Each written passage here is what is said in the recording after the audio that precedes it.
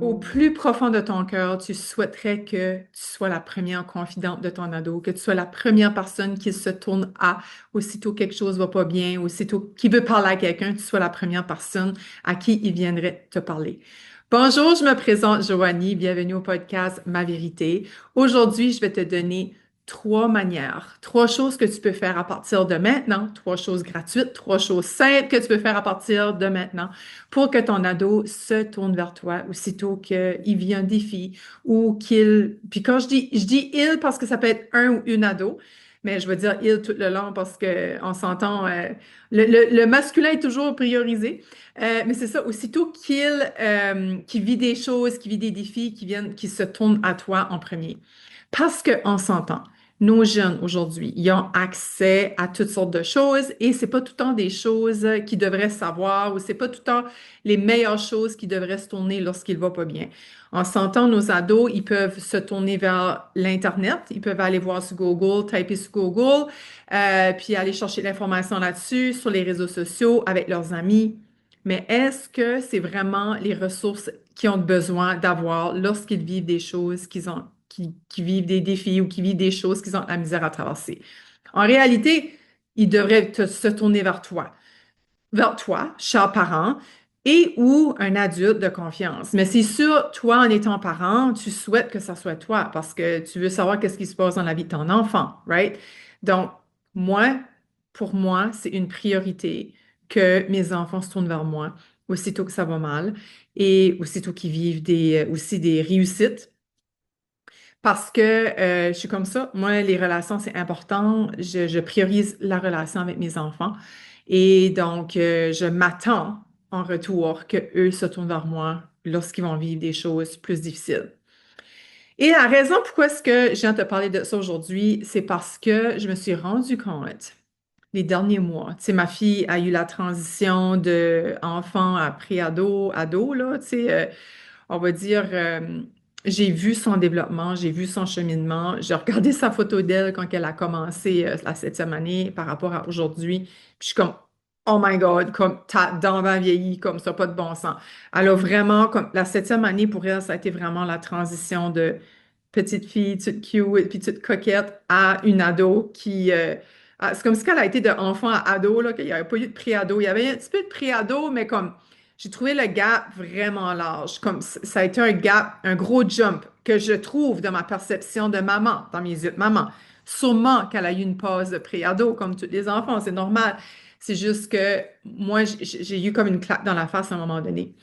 Puis je me suis aperçue que je n'étais pas nécessairement sa première confidente quand quelque chose allait pas à cause d'une situation. Puis pour protéger sa vie privée, je ne vais pas partager la situation, mais c'est arrivé quelque chose. Puis c'est une situation que j'avais dit, si ça arrive, viens me voir. Tu sais, je vais être là avec toi, tu sais, comme je vais supporter, comme, tu sais, j'avais lancé l'invitation sitôt que ça arrive. Donc moi, dans ma tête, je- comme elle savait, puis que j'étais complètement ouverte.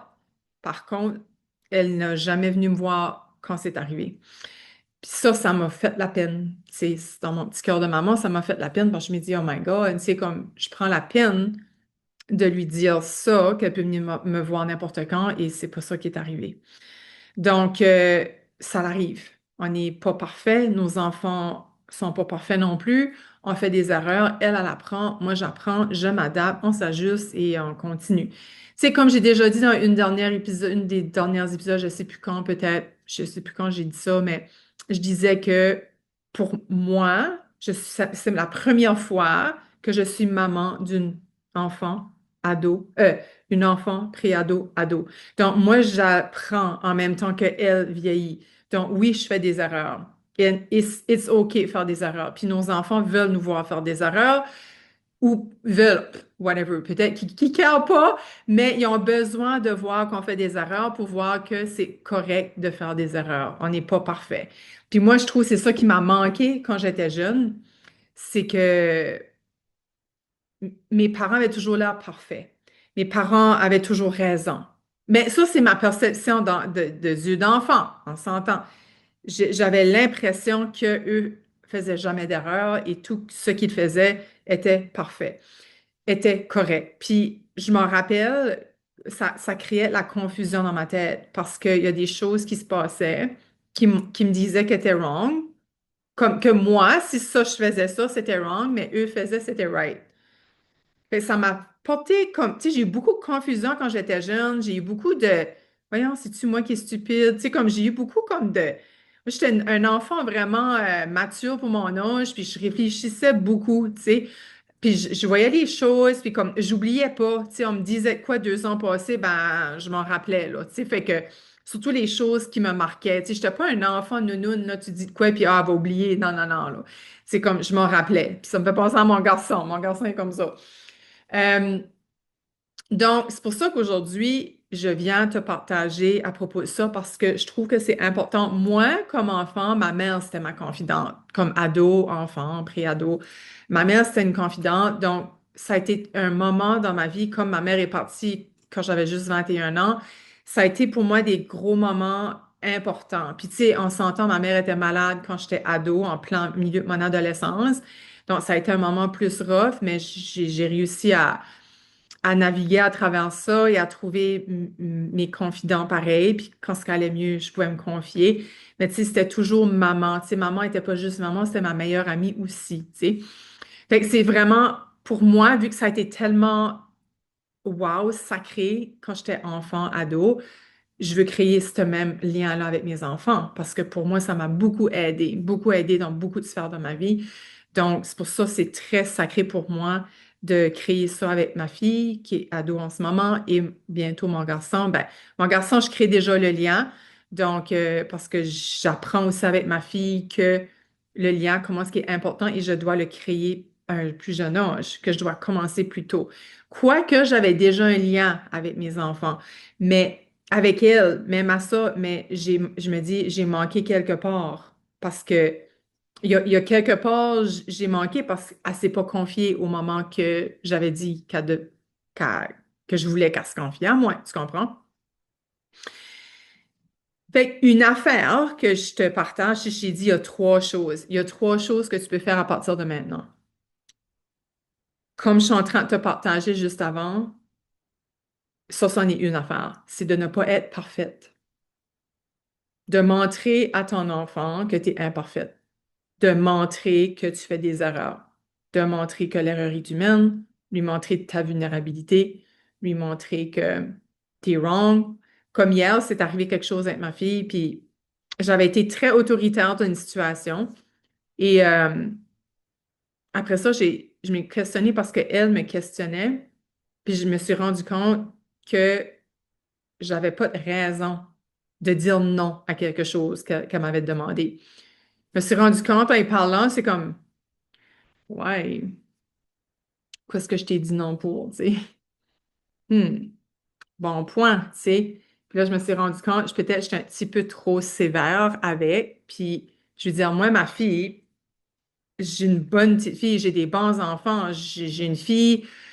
Oui, des fois, il faut que je pousse pour qu'elle fasse des tâches dans la maison, mais elle finit de les faire, elle finit par les faire. Tu sais, j'ai une petite fille qui a des bonnes amies, qui font pas de choses déplacées, tu sais, c'est pas, ils sont pas job, tu sais, c'est des filles tranquilles, c'est pas des filles qui courent les chemins ou que, tu sais, qui font toutes sortes de choses, ben, ça a pas de cellulaire, donc ça fait pas elle perd pas son temps à faire des petites danses ou à naviguer sur les réseaux sociaux, elle n'a pas, fait qu'elle est vraiment, elle écoute des podcasts, elle fait du sport, comme, elle écoute des films avec ses amis ou, tu sais, comme, elle est vraiment, c'est une bonne petite fille, tu sais, je l'avoue, j'ai une bonne enfant. Donc, hier, il s'est arrivé quelque chose, puis à la fin, j'ai avoué, j'ai dit, regarde, j'ai fait une erreur. Maman a fait une erreur. Comme, puis là, j'ai expliqué, j'ai montré où que j'ai manqué. Puis elle m'a fait un câlin, euh, puis elle était pas calme là, au début, là, tu sais, elle était en crise et tout ça. Puis là, elle m'a fait un câlin, même si elle n'a pas eu qu'est-ce qu'elle voulait, elle m'a quand même fait un câlin, puis ça m'a vraiment touchée. Puis c'est le fait aussi que la deuxième chose, OK, je m'ai montrée vulnérable, mais aussi la deuxième chose pour créer le lien avec ton enfant, c'est que lorsqu'elle était en crise, j'ai resté calme.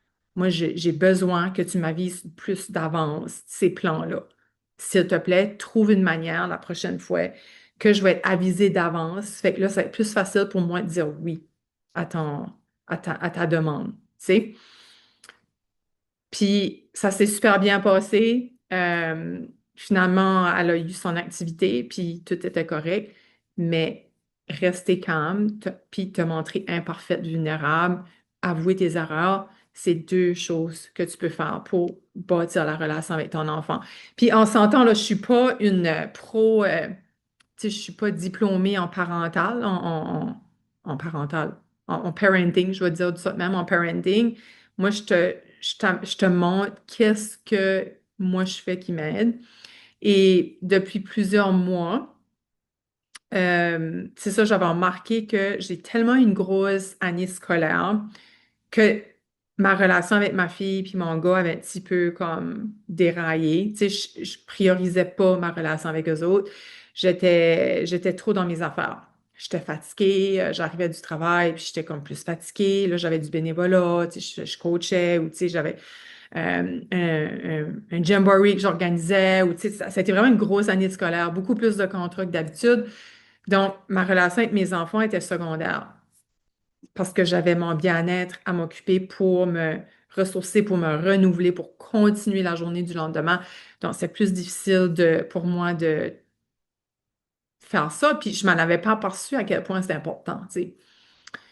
Fait que quoi, ce qu'on a fait, c'est qu'on s'est aperçu que nous autres, la porte de notre fille, on y avait acheté une porte qui se barrait parce qu'on a un petit frère. Puis le petit frère, ben, des fois, il est curieux, tu sais, puis il va dans la chambre sans cogner, puis ça. So là, on s'est aperçu que cette porte-là qui se barrait, c'était nuisif parce que lorsqu'on lui demandait quelque chose, elle restait enfermée dans sa chambre, elle restait toujours enfermée dans sa chambre, la porte barrée. Fait que là, on a dit, bon, ben, on enlève ça, cette poignée-là, tu n'auras plus la porte barrée. Puis depuis ce temps-là, qu'est-ce que je fais à chaque soir? Parce que je sais qu'à un moment donné, ma fille, je l'avais marqué dans mon calendrier qu'elle avait besoin d'une routine de soir. Tu sais, ça dépend de ton enfant. Tu sais, tu as des enfants qui calment moins. Mais ma fille, ses langages d'amour, elle aime beaucoup les moments ensemble. Tu sais, c'est un enfant, même si elle est ado, je me suis aperçue que les petits moments ensemble, elle aime ça. Donc, c'est important pour elle. C'est comme ça qu'elle se sent aimée. Fait que là, ça que la porte est plus barrée, là, comme c'est plus facile pour moi d'établir un lien avec elle, tu sais, c'est comme la porte est débarrée, comme je cogne à la porte, allô, je peux-tu rentrer? Puis là, elle me dit oui, puis là, je rentre, puis là, ah, puis là, je te dérange-tu? Puis là, non, non, c'est correct, tu peux t'asseoir, ok, ben, je veux juste venir te voir, comment ça va, puis comment ça a été ta journée. Fait que je fais tout le temps, je prends tout le temps le soir. Je trouve le soir, pour moi, c'est vraiment le moment cocooning, le moment qu'on parle, qu'on prend le temps de parler, puis une place elle aime beaucoup parler, c'est en auto, le soir. On s'en passe de ça, on faisait après son volleyball, on revenait à la maison, puis des fois on y allait chercher de quoi, puis comme on se prenait le soir, puis c'était tout en ce temps-là qu'elle s'ouvrait, tu sais, qu'elle parlait plus, c'était en auto quand on était juste les deux. Puis, ça que je fais, c'est que je demande toujours avant, comme je cogne, puis je demande toujours avant d'entrer parce qu'elle a quand même a droit à sa vie privée. Et puis, elle m'a dit l'autre jour comment est-ce qu'elle appréciait ça, que comme j'étais toujours, je respectais sa vie privée. Elle dit, Maman, je voulais te dire ça, tu sais, j'aime ça que tu prends ton cogner à la porte, puis que tu me demandes si tu peux rentrer, que tu sais, tu rentres pas juste comme sans cogner, puis comme Jax fait, tu sais. So, ça m'avait comme touchée, j'avais quand même apprécié ça. Fait que j'accepte qu'elle a une vie privée, puis que tranquillement, elle est en train de devenir une femme. Fait que, tu sais, je laisse cet univers-là de secret, intime. Puis l'autre chose, c'est que je m'assure tout le temps avec elle, tu sais, au lieu de juste rentrer dans sa vie, je m'assure tout le temps avec elle que est-ce qu'elle a le temps de parler? Est-ce qu'elle a envie de parler? Comment ça va? C'est comme juste y montrer que je suis disponible tout le temps pour elle lorsque elle a notre besoin. Puis la situation qui est arrivée, que je t'avais dit au début que je gardais privé, ben, tu sais, j'ai dit, voyons, comme elle n'a pas voulu me dire parce qu'elle pensait que j'allais être fâchée après elle. Puis j'ai dit, je serai jamais fâchée après toi. Comme, pourquoi je serais fâchée après toi? Tu te confies à moi quelque chose d'important, comme je ne vais pas être fâchée après toi. Mais c'est fou parce que je me rends compte que nos enfants se font tellement des scénarios dans leur tête, ils font tellement beaucoup de projections. Donc, c'est à nous de toujours les rassurer que même si on est fâché ou même si on a la peine ou même si que des fois on est fâché après eux autres ou ils font quelque chose et on n'est pas content. Moi, j'ai dit toujours, je veux juste que tu saches que peu importe comment je vais réagir, peu importe si je vais être fâché après toi, tu as fait quelque chose qui m'a fait de la peine, je veux juste que tu saches, je vais toujours t'aimer. Toujours, toujours, toujours. Je vais toujours t'aimer no matter what.